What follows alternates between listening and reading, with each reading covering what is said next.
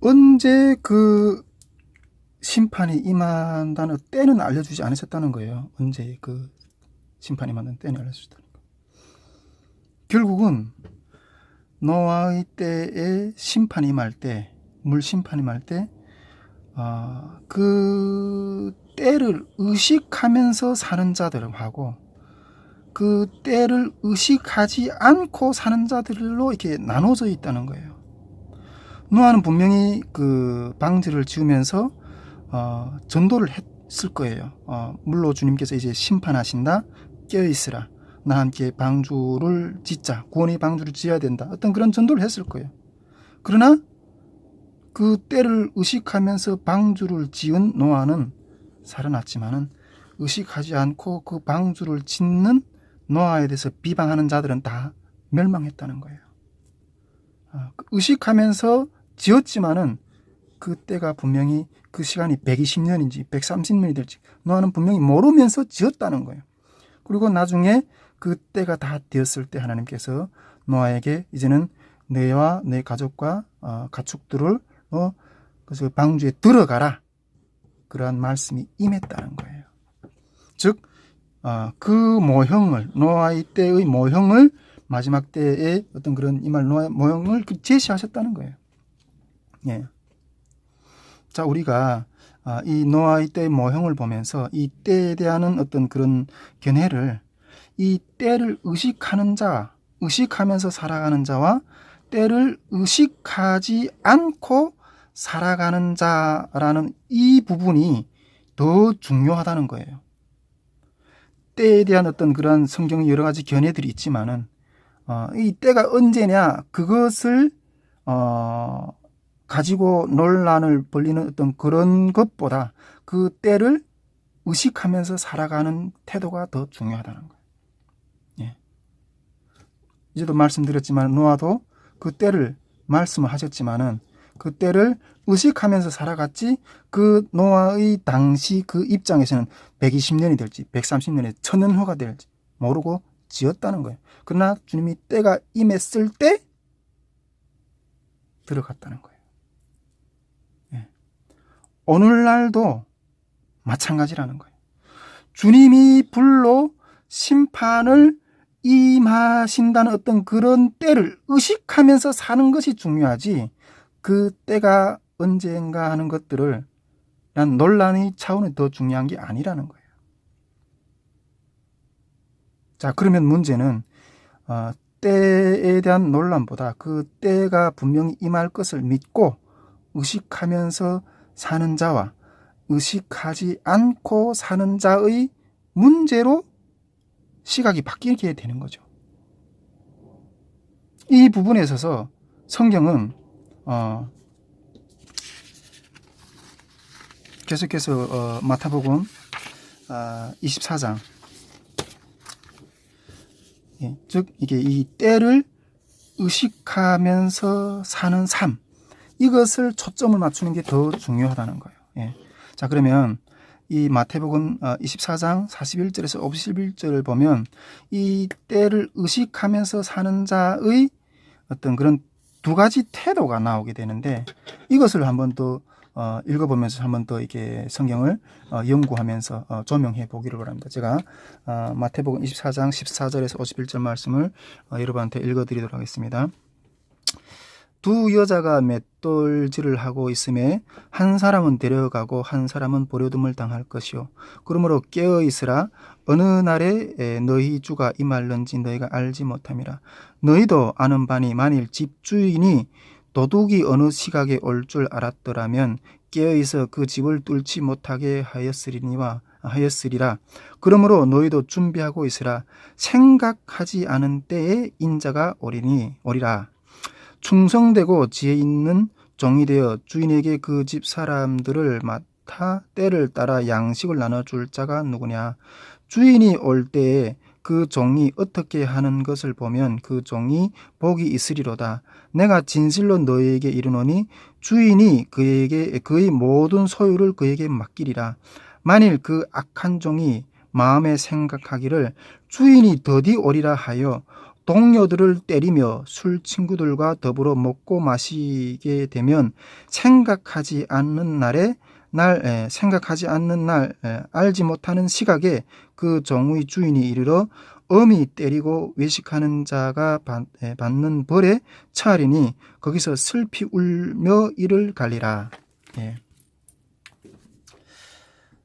두 가지 태도가 있어요. 예, 마태복음 24장 41절에서 51절에 보면 두 가지. 그러니까 때를 의식하면서 사는 자하고 때를 의식하지 않고 사는 자. 때를 의식하면서, 그러니까 주인이 오는 것을 의식하면서 사는 자는 때를 따라 종들에게 양식을 나눠준다는 거예요. 그러나 주인이 오는 것을 의식하지 않는 자,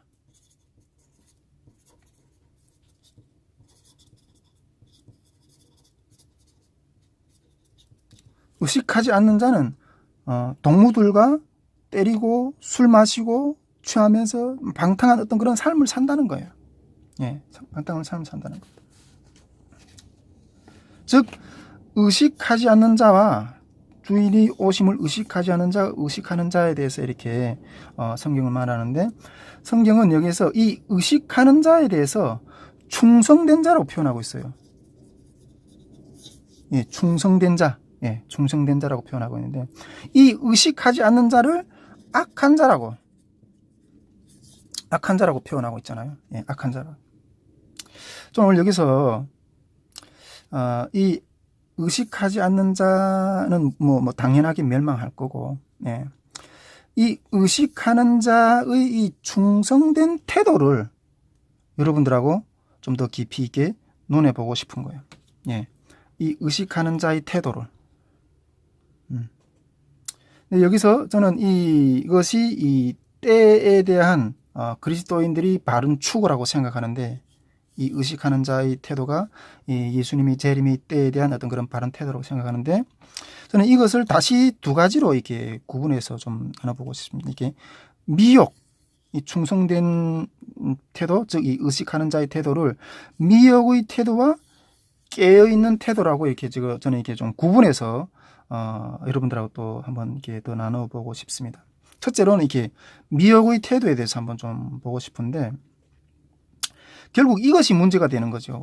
우리한테는. 예. 미혹의 태도에 대해서 이게 무엇이 되는데, 이것은 이게 때를 명시하는 그런 입장이잖아요. 때를 명시하는 입장. 이렇게 되다 보니까 이거는 상당히 비성경적인데, 성경은 앞에서도 말했지만은 노아의 때와 같다고 했는데, 노아에게는 하나님이 때를 알려주지 않으셨다고 제가 말씀을 드렸어요. 예. 그런데 이 미혹의 태도는 이 때에 대해서 정하고 있는 거죠. 예. 그러다 보니까 여기에서 많은 이단이 생기고, 예, 성경을 왜곡하는 어떤 그런 태도들이 많이 생기게 되는 거죠.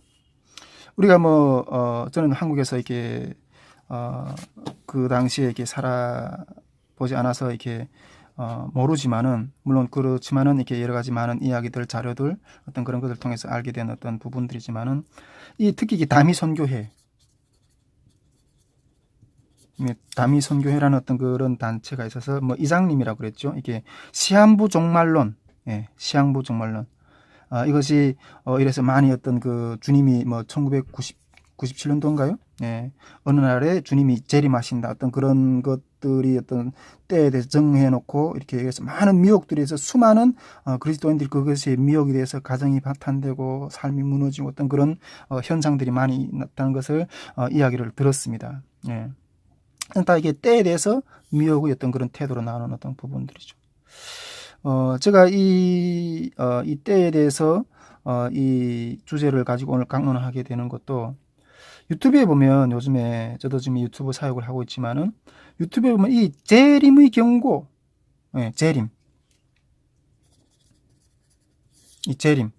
재림의 경고에 대해서 예수님이 재림하신다, 어떤 여러 가지 어떤 예언이라든가 이런 너무나도 혼란스러운 것 같아요. 예. 너무나도 혼란스러운 어떤 그런 메시지들이 너무나도 많이 이렇게 도는 것 같아요.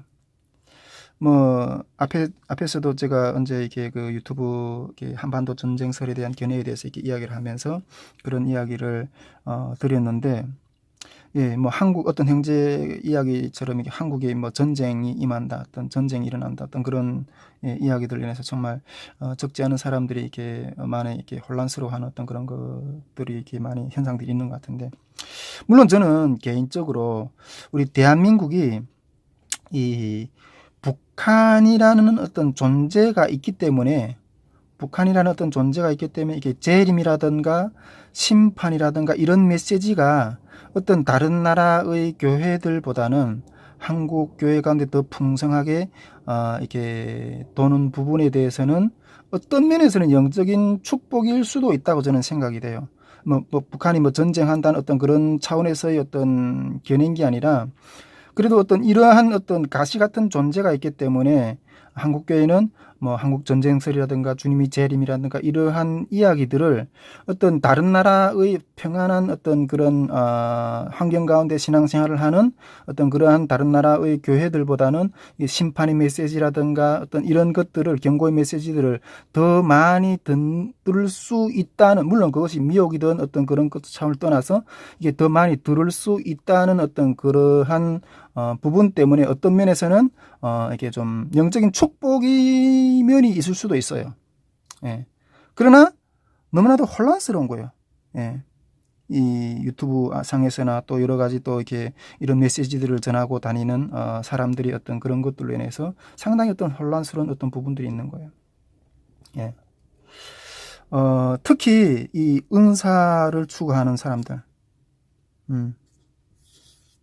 이 은사를 추구하는 사람들을 통해서 참 많은 어떤 그런 왜곡된 메시지들이 전파되는 것들에 대해서 참 저는 마음이 참 많이 아프고 어떤 그런 가슴 아픈 어떤 게 바라보고 있는데, 물론 저도 주님의 성령의 은사에 대해서 상당히 깨어 있고 그것을 간구하고 그 성령의 은사로 우리 앞에 신앙의 어떤 그런 어려움들을 이겨내고 주의 이름을 드러내는 어떤 그런 사역하기를 원하고 또 추구하는 어떤 그런 입장에 있지만은, 이 잘못된 은사를 전하는 자들로 인해 너무나도 이렇게 혼란스러워진다는 어떤 생각이 많이 들고 있어요.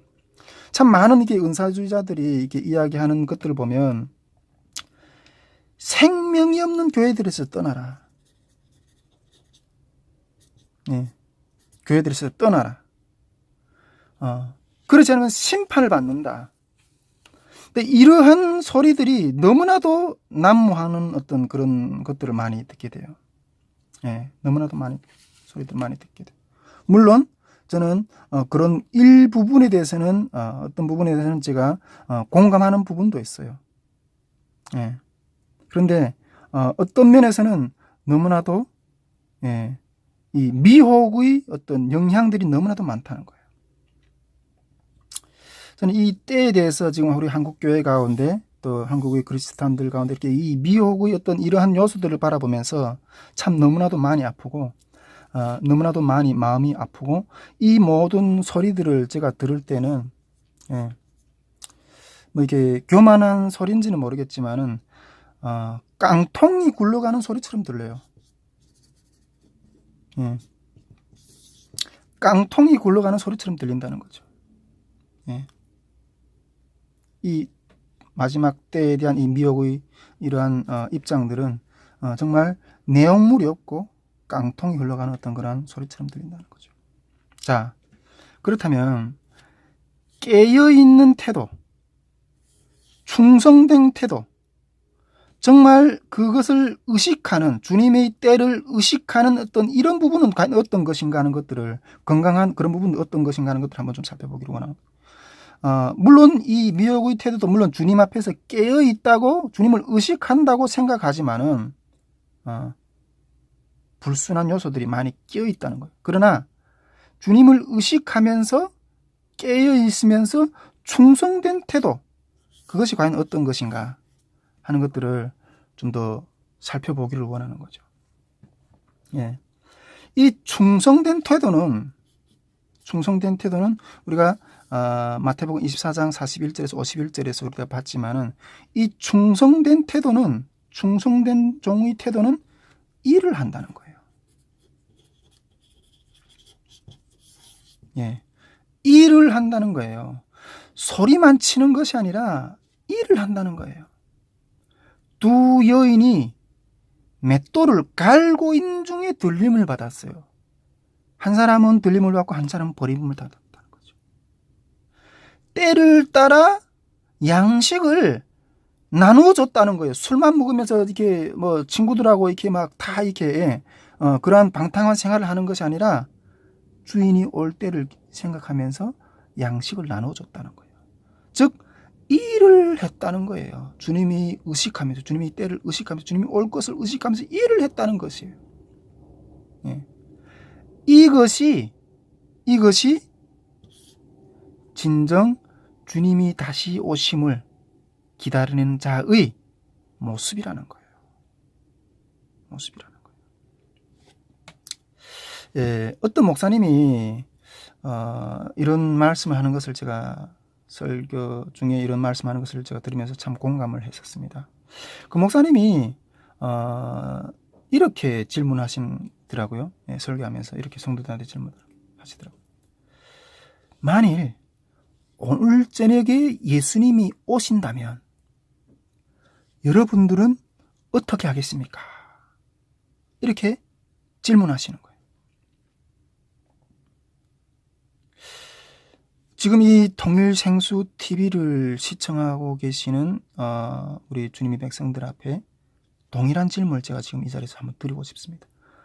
여러분도 오늘 저녁에 만일 주님이 재림하신다, 임하신다, 이렇게 주님이 말씀하시고 오신다면 여러분들은 과연 무엇을 하겠습니까? 주님이 이제 오시니까 지금 하던 일 다 걷어치우고 산에 올라서 기도하겠습니까? 주님이 오시기 전에 빨리 한 사람이라도 더 구원을 받아야지 하면서 이렇게 막 나가서 길거리 나가 전도를 하겠습니까? 아니면 뭐 제사를 다 정리하고 뭐 주님 앞에 주님을 이게 맞이하는 어떤 그런 삶의 어떤 정리를 하기 위해서 분주하겠습니까?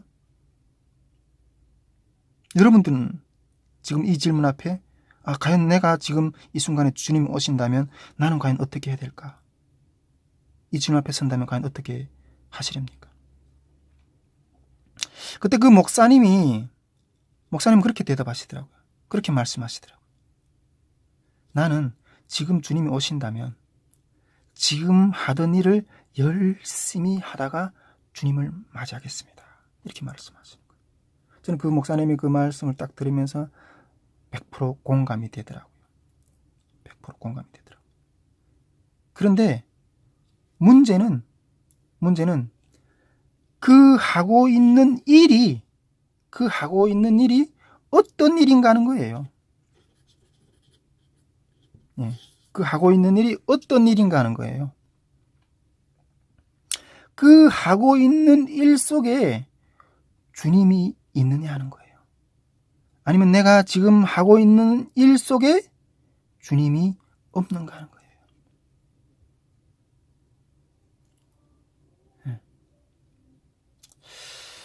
전에 어떤 집사님하고 그런 분하고 이렇게 제가 이렇게 신앙적인 어떤 결혼 교제를 하다가 그분이 이렇게 하는 이야기를 하는 것을 제가 들었습니다.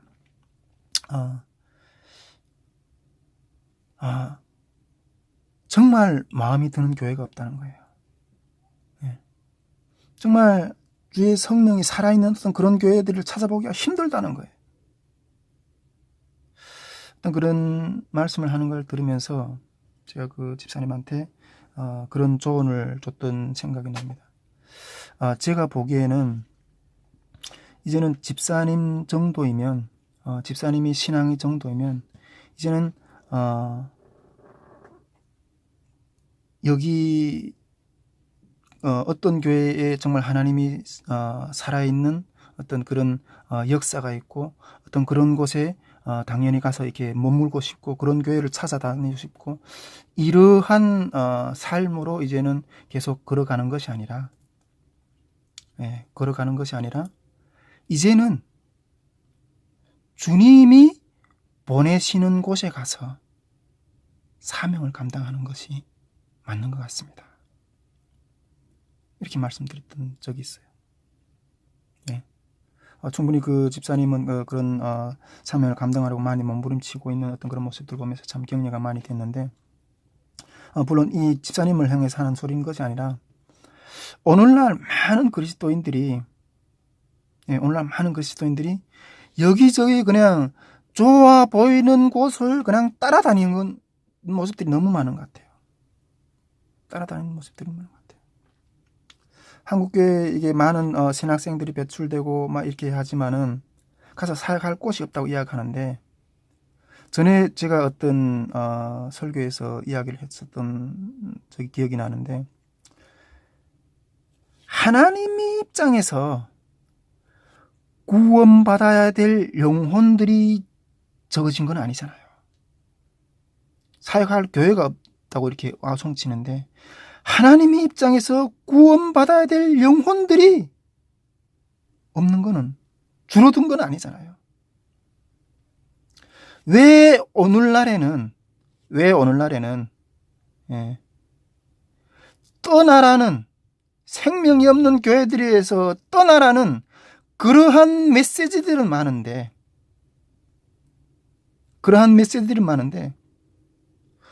무거운 짐이 있는 곳에 가서 주님의 십자가를 지라는 어떤 그러한 메시지는 안 들리는가 그거예요. 안 들리는가 그거예요. 일을 한다고 했는데 주님이 뭘 원하시는지 우리는 모르는가요? 주님이 원하시는 일이 무엇인지 우리는 모르는 건가요? 내가 죽도록 하기 싫은 일, 그곳에 예수님이 있습니다. 내가 죽도록 미운 형제를 사랑하는 것, 그것에 주님이 계십니다. 주님은 이 세상에 오셔서 우리들을 사랑하는 그 일을 하면서 인자는 머리 둘 곳도 없다고 이렇게 이야기를 하셨어요. 공중의 새도 보금자리가 있지만은 인자는 머리 둘 곳이 없다. 주님이 원하시는 일을 하는 곳은 그런 곳이라는 거예요. 그런 곳에 주님이 계시는 그러한 일 속에 내 몸을 담그라는 거예요. 그런 자리에 서 있으면 주님을 부르지 않고서는 못 견뎌요. 주님이 원하시는 그 자리에 서 있으면 주님이 임하심이 간절히 기다려진다는 거예요. 그 주님이 있는 자리, 그 주님이 있는 자리에 서 있는 자들의 입장은 주님 빨리 와달라고. 내 스스로는 이 일을 감당하기 어렵다고 주님이 빨리 와달라고 간절히 그 자리에서 머리 둘 곳도 없다고 하신 주님이 그 말씀처럼 부르짖고 있다는 거예요. 네. 그것이 주님이 있는 자의 일인 거예요. 내가 하는 일에 주님이 없는 자들은, 내가 하는 일에 주님이 사명을 감당하는 그 일에 주님이 없는 자들은 미혹이 된다는 거예요. 이런 자들에게는, 그러나 이 주님의 일을 하는 자들에게는 그 재림의 날이 기쁨의 날이고 신원의 날이라는 거예요. 그러나 내가 하는 일에 주님이 없는 자들은 주님이 임하는 그 날은 심판의 날이고 두려운 날이라는 거예요. 두려운 날. 이것이 깨어있는 자의 태도인 거예요. 이것이 주님이 임하는 때를 기억하면서 의식하면서 살아가는 자의 충성된 태도라는 거예요. 이 자들은, 이러한 사람들은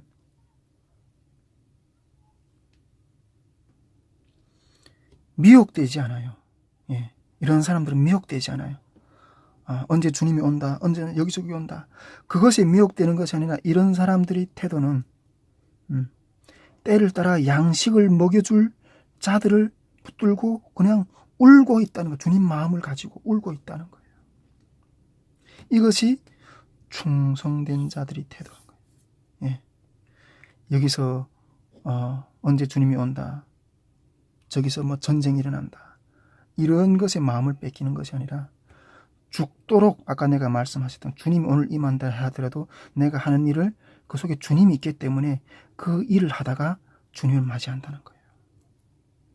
이것이 성경적인 때에 대한 그리스도인들의 바른 자세와 그 때를 대하는 바른 자세라는 거예요. 예, 이것이 바른 자세라는 거예요. 자, 마지막으로 한 가지 더 좀 이야기를 하고 이 주제를 마무리하려고 하는데, 그것은 충성된 자는 이 때에 대해서 자유한다는 거예요. 자유한다는 거예요. 주님의 일 속에서 늘 주님과 동행하는 사람들이거든요. 이 충성된 자는 주님과 동행하거든. 늘 주님과 동행하고. 에녹이 300년 동안 주님과 동행하다가 그냥 들림을 받았잖아요. 그냥 들림을 받았잖아요. 에녹에게는 어떤 때의 어떤 그런 의식이 있는 것보다 그 때에 대해서 자유했다는 거예요. 들림받는 때에 대해서 자유했다는 거예요.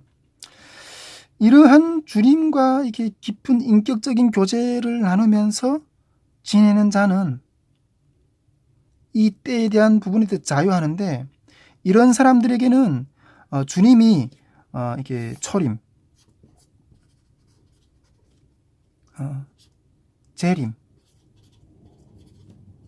주님이 승천하셨죠.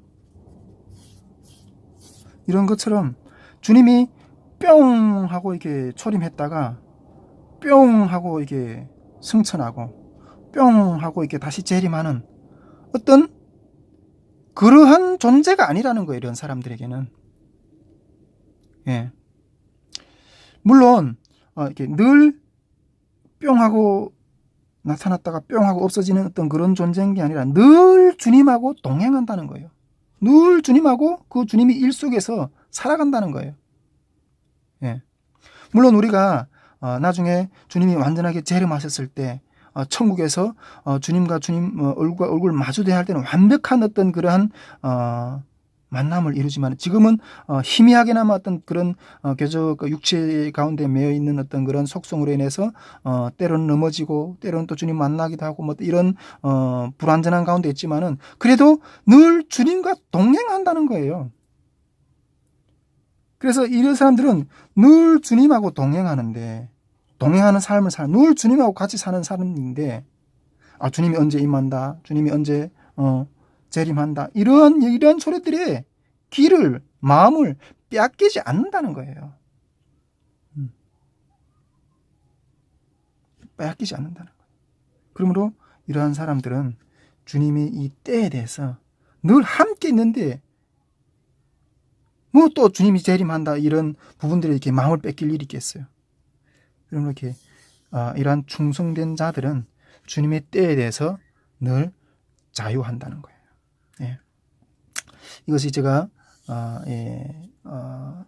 이 주님의 재림의 때에 대해서 많이 미혹된 어떤 그러한 이야기들 속에서 제가 묵상하고 생각했던 또 주님 앞에서 성경적으로 정립했던 주님의 때에 대한 그리스도인들의 어떤 바른 자세가 아닌가 하는 것들을 이렇게 묵상하면서 이렇게 나누게 됩니다. 부디 이 통일생수를 TV를 시청해 주신 모든 여러분들은 이 주님의 때에 대해서 때에 대한 여기저기서 흘러나오는 어떤 그런 소리들 절대로 미혹하지 말고 주님의 일을 충성되게 하다가 주님이 임하시는 그때에 주님과 함께 영광스러운 주님의 나라에서 영원히 즐기는 어떤 그러한 축복이 임하게 되고, 또 여기저기 미혹이 된 어떤 넘어지는 자가 아니라 끝까지 승리하는 그러한 주님의 백성들이 될 수 있도록 주의 이름으로 간절히 소망하고 또 축복드립니다. 예, 감사합니다.